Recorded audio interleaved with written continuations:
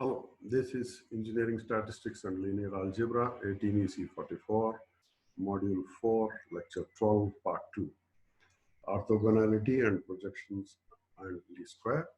So in the Part 1, we have covered the details about whenever we have a what you call a number of variables, unknowns, to be uh, lesser than the number of experiments or the number of observations, the number of tests we conducted, then it's a over-determined system. So in the case of an over-determined system, if the variable is 1, then how do we get the solution for that? And that is only by means of the least square problem.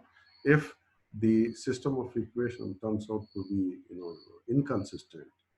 Similarly, if you have more than one variable also, and still the number of observations or tests is greater than the number of variables or unknowns, then again, m is greater than n, and in that case, the system is inconsistent, and hence the only alternative is to use the least squared solution. So where we try to minimize the least square value, the what you call minimize the squared value, and that just means the least square, and find out the solution which is nearest to the actual one. So now in this lecture, we will take up the what you call further from there. First topic there is the cross product matrix ATA. The matrix ATA is definitely symmetric because you have A transpose of A, and A transpose of A has the same null space as A. This can always be proved. That means if we have AX equal to 0, if we say that AX is equal to 0, then definitely X will give a solution which will correspond to the null space. And if AX equal to 0, then naturally ATAX also will be equal to 0. Okay, ATA has a same null space of A. This can be proved by considering that the null space of A will just correspond to the equation AX equal to 0, or other way around. If AX is equal to 0, then X will be in the null space. And if we consider AX equal to 0, then if you just multiply it with, the AX with AT, that means ATAX if we do, again you should get a 0. And this just gives us that if this is equal to 0, then ATA, the solution for A will give you the null space of ATA. So null space of A is same as the null space of ATA, because we are just trying to multiply it and still we get a value 0. So the vector X in the null space of A are also in the null space of ATA. That is what we have got. To go in the other direction, if we want to go in the other direction, that is opposite of that, start by supposing that if we consider ATAX equal to 0 and take the inner product with X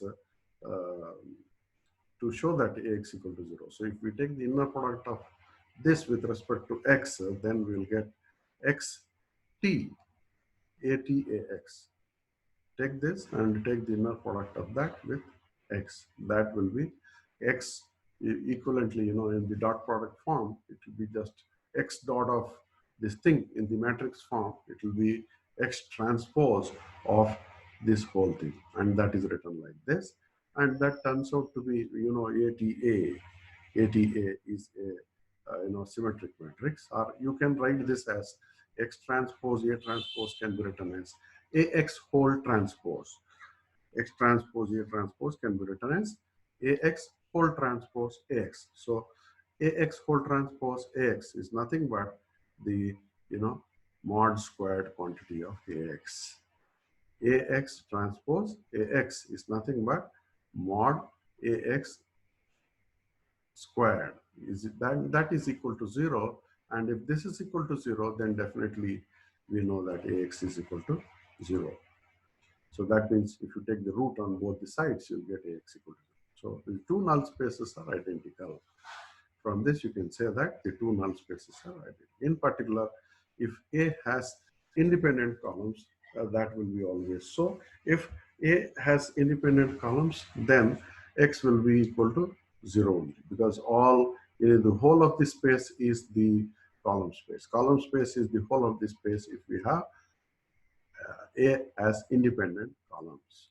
So the only thing in the null space will be X equal to 0.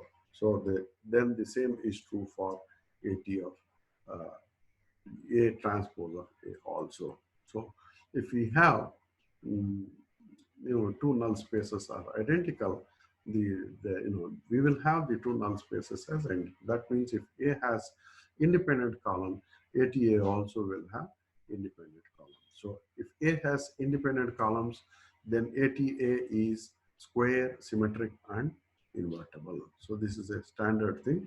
If A has independent columns, then we will have ATA is a square matrix, it will be symmetric, and it will be invertible. So coming to the projection matrices, we have already seen that whenever we have a point B and we want to take the projection of that onto the what you call space, then definitely the nearest point for B on the what you call a column space of A will be the point which is known as P, and that P will be equal to A inverse ATB, because that becomes, P can be represented as a projection matrix P into B, and this whole thing is the projection matrix P. So this formula expresses in matrix term the construction of a perpendicular line from B to the column space of A. So we'll have a perpendicular line from B to P, and that P will be in the column space of A. P will be in the column space of A. The matrix that gives P is the projection matrix. So that this itself is the projection matrix given by P equal to ATA inverse A transpose A whole inverse into A transpose. So this matrix we already know projects any vector B onto the column space of A. So from B we'll be projecting onto the column space of A, and that is what is uh, shown in the figure over here. B projects onto the column space of A, and that will be in the line which is might be in the column space of the particular matrix which are there over here.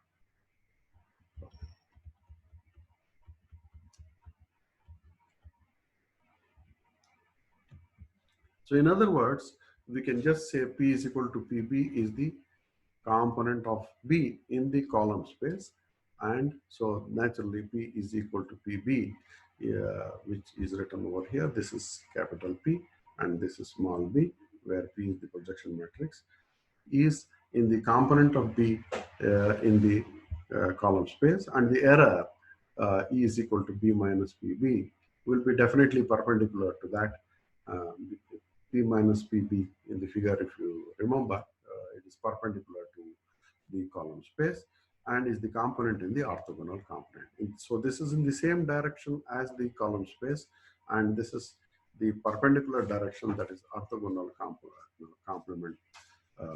E will be in the orthogonal complement.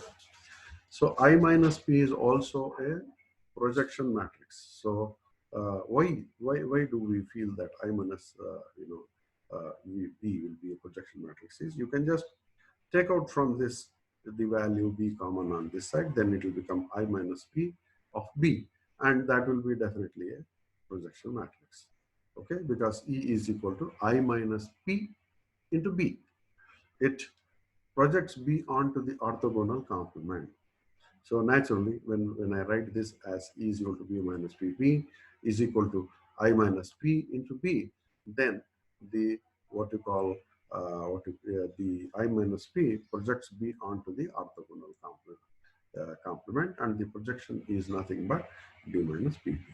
So B minus PB, or might be I minus P into B. In place of P, I have I minus P, over here. So P is equal to capital PB and E is equal to I minus PB.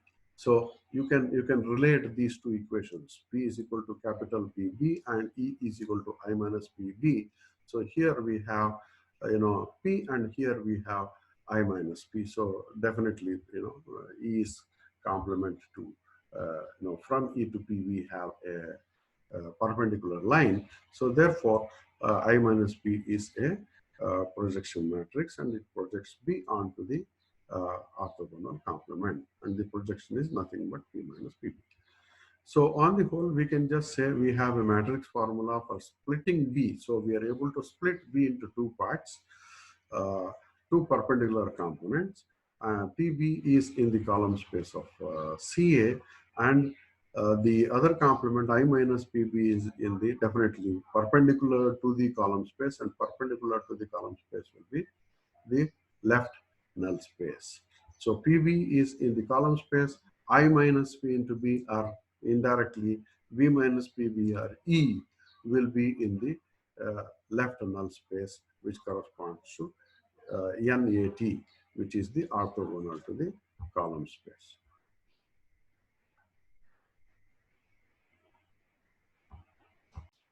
Okay. So the projection matrix P is equal to A transpose A inverse AT, has two basic properties, and this properties are: it equals its square, that means P squared is equal to P, and it equals its transpose, that is P transpose equal to P. And conversely, any symmetric matrix with P square equal to P represents the projection. So we can prove all these three quantities. So what the proof of this can be considered something like this. Say if you take the projection of P onto a what you call space, and that will lie in the column space, and if you take once more the projection, or twice or thrice or four times or n times, it's not going to change, because again it will be in the same column space, it will be at the same point P itself. If B is projected onto the column space, it will come to P, and once it comes to P, once more you do the projection of that, it will remain at P only. Even you do n number of times, it will remain in the same place, P itself. So that's why it will be, P square is equal to P, or you can say P to the power n also will be equal to.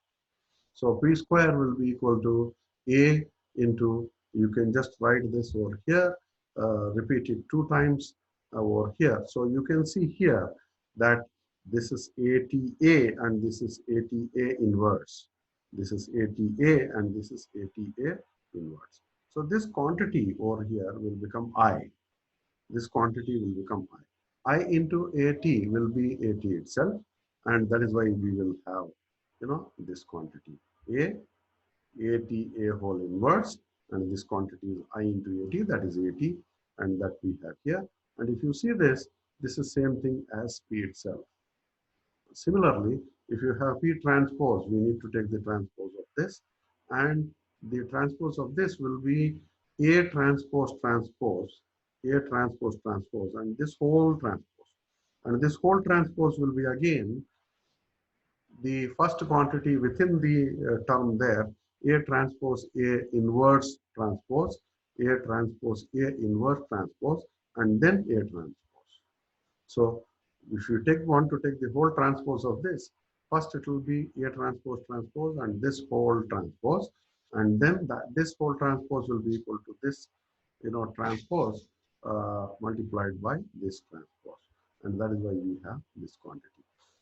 And that if we try to take A transpose is A itself, and the what you call transpose of ATA inverse is that quantity itself, and we will have A transpose. If you see this over here, this quantity is nothing but. So the point to be remembered is here, A transpose A inverse transpose will be equal to ATA inverse itself. If this invertible, if you take the transpose of that, then we will, get back the same thing, because of the reason that we have already written. ATA is square, symmetric, and invertible. So for the converse, that means if you want to prove this, that is symmetric matrix with p square equal to p represents a projection. If we have a symmetric matrix with p square equal to p, then that represents a p represents the projection. So to prove this, okay, what we try to do is we have to deduce from p square equal to p, considering p equal to p, p square equal to p, and p transpose equal to p. Then we'll go for PB is the projection of B onto the column space of P. This is what we need to prove. PB is the projection of B onto the column space of P. So we know that the error vector B minus PB is orthogonal to the space. This we know very well, that P minus PB is orthogonal to the space.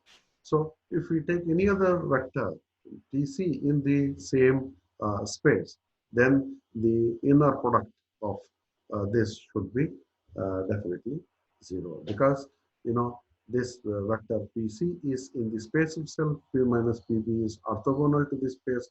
Inner product of that should be equal to 0. So if we take over here the same thing, P minus PB transpose PC, then that will give us, you can we can try to expand this, that is equal to I minus P, what you call B whole transpose, I minus P multiplied by B whole transpose, and if you try to separate that transpose there, then we'll get B transpose I minus P transpose PC as it is. Now we can expand this, and this will be I transpose minus P transpose. I transpose will be I itself, because I is the identity unit matrix or identity matrix. So I transpose will be I itself. And then we'll have I minus P transpose PC, and this quantity will remain as it is. Then the P transpose P will be, what you call, if you, we can just take P inside, and I minus I into P will be P, and P transpose P will be naturally the P squared quantity, because P transpose is equal to P. Therefore, P transpose P will be P square equal to C. And we know that their inner product is 0. Then clearly from this, we can see that P is equal to the value which is equal to uh, P is equal to P square. Thus we see that P minus PB is orthogonal to the